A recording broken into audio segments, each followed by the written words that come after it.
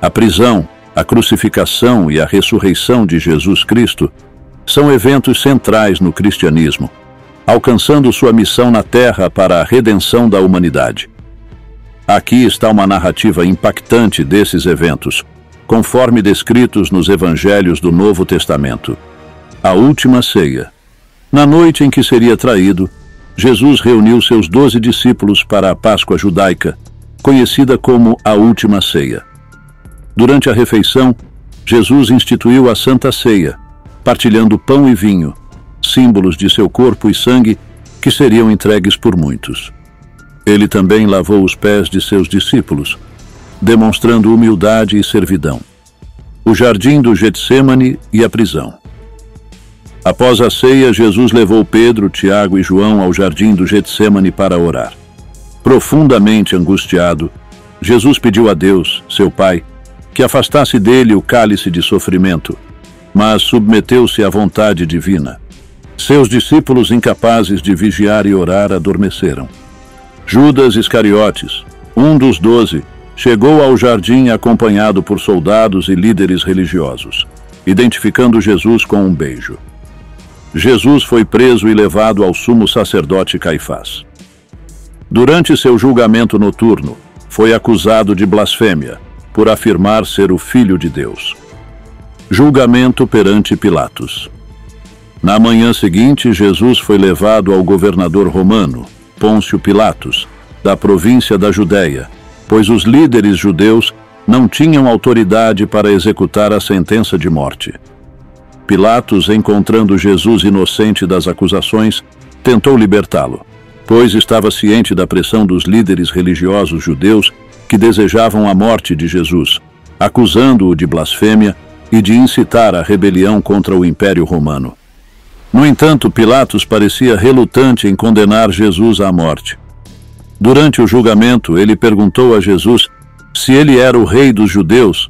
Após ouvir as respostas de Jesus, não encontrou motivos para uma sentença de morte. Num esforço para apaziguar a multidão e ao mesmo tempo salvar Jesus, Pilatos recorreu a uma tradição de soltar um prisioneiro durante a Páscoa. Ele apresentou ao povo duas opções: libertar Jesus ou Barrabás, um inegável criminoso. Para sua surpresa, a multidão incitada pelos líderes religiosos escolheu Barrabás.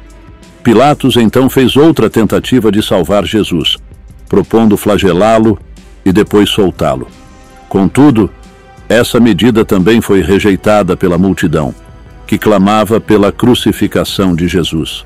Diante da crescente pressão e dos gritos de "Crucifica-o! Crucifica-o!", Pilatos lavou simbolicamente suas mãos diante da multidão, declarando que não tinha responsabilidade pelo sangue de Jesus. Essa ação simbolizava sua tentativa de se isentar da culpa, pela condenação de um homem que ele acreditava ser inocente. Assim, cedendo à pressão popular e política, Pilatos finalmente entregou Jesus para ser crucificado.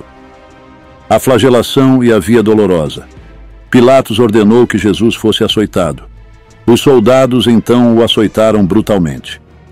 A flagelação romana não era um simples castigo, mas uma tortura severa, que utilizava um chicote feito de tiras de couro, muitas vezes com pedaços de osso ou metal nas pontas, que causavam ferimentos profundos e sangramentos intensos.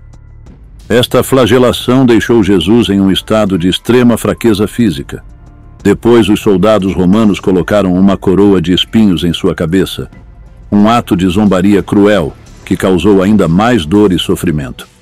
Eles também vestiram Jesus com um manto púrpura, outra forma de escárnio, e continuaram a bater nele e a ridicularizá-lo, chamando-o de Rei dos Judeus, em forma de deboche. Carregando a cruz pelas ruas de Jerusalém, Jesus foi obrigado a suportar o peso da madeira pesada enquanto estava exausto e muito machucado.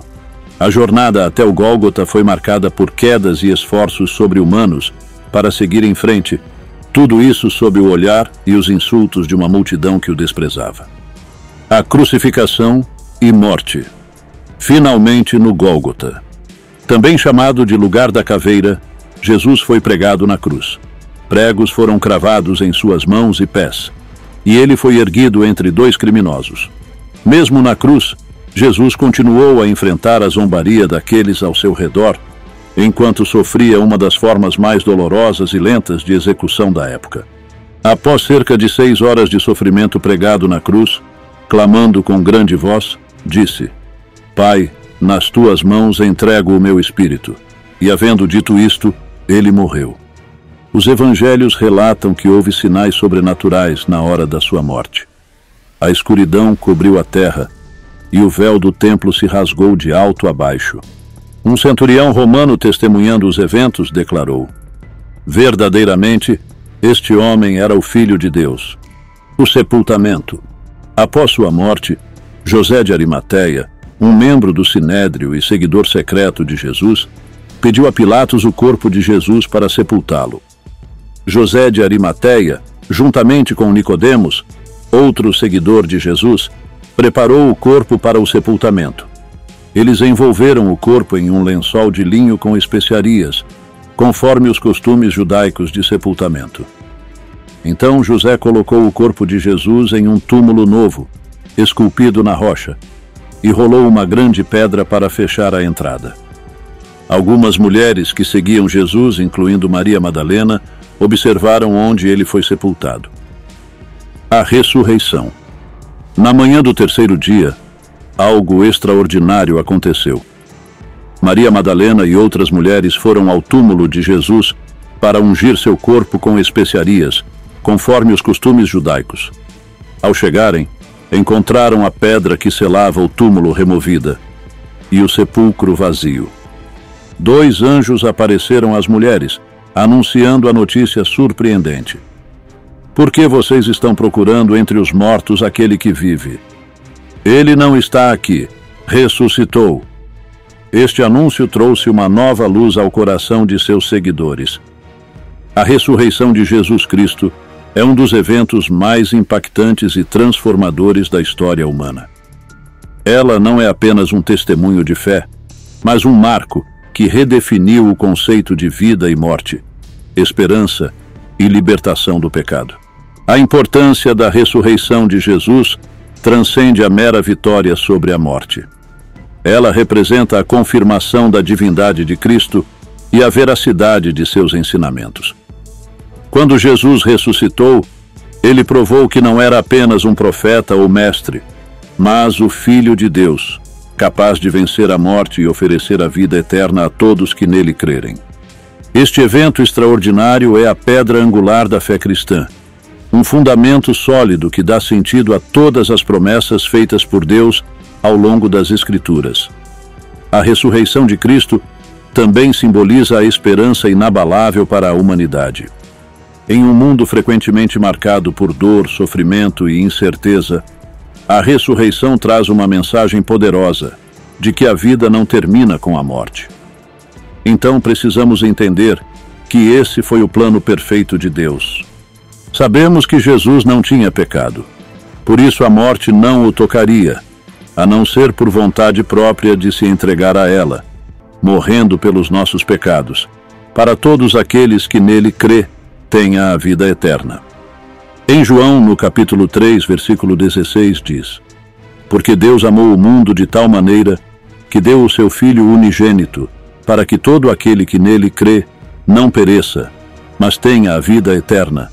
Por isso eu digo a você, o momento é agora. Aceite Ele na sua vida. Ele é o único que pode te ajudar para vencer todas as batalhas espirituais e viver uma vida santa, para então estarmos preparados para morar na eternidade com Deus, onde não haverá mais morte, nem tristeza, nem choro, nem dor. Faça uma oração e diz assim: Senhor Jesus, eu te aceito como meu Senhor e Salvador. Perdoa todos os meus pecados. Envia o teu Espírito para ajudar-me a fazer a tua vontade. Peço que tenha misericórdia de mim. E eu aceito o teu presente de vida eterna. Amém.